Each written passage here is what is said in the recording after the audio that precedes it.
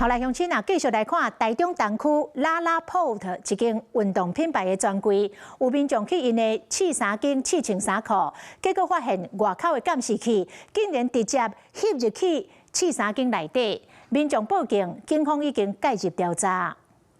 民眾徛佇咧試衫間內底會外邊看，竟然有一支監視器會內面翕，會攏驚死呀！是有點誇張。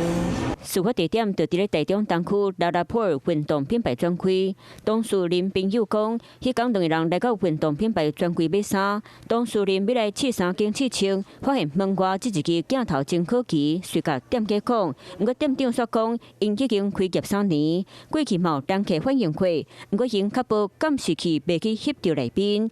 當事人尾要求確認監視器畫面，不過店家發現呢，攏唔是換晒畫面，理由嘛坐甲一拖拉庫。當事人決定報警，警察確認這一支監視器甲試衫間內底翕甲真清楚，決定告店家。他非常崩潰，他已經哭了很多遍。他說他覺得他自己被侵犯，因為我只是去換個衣服，怎麼會被拍成這個樣子？他沒有辦法接受。店家及廠商到案說明後，依妨礙秘密罪及妨礙性隱私及不實影像罪，函送台中地檢署偵辦。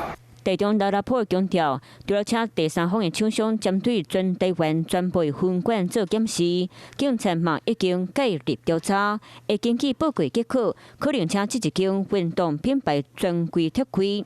啊，讓這間運動品牌嘛發聲明講，會成立專案小組，會對這間加盟經銷商做全面的了解和調查。Hello， 我是林仙怡。想要搶先掌握最及時的新聞資訊嗎？趕快訂閱、按讚、開啟小鈴鐺，鎖定華視新聞 YouTube 頻道。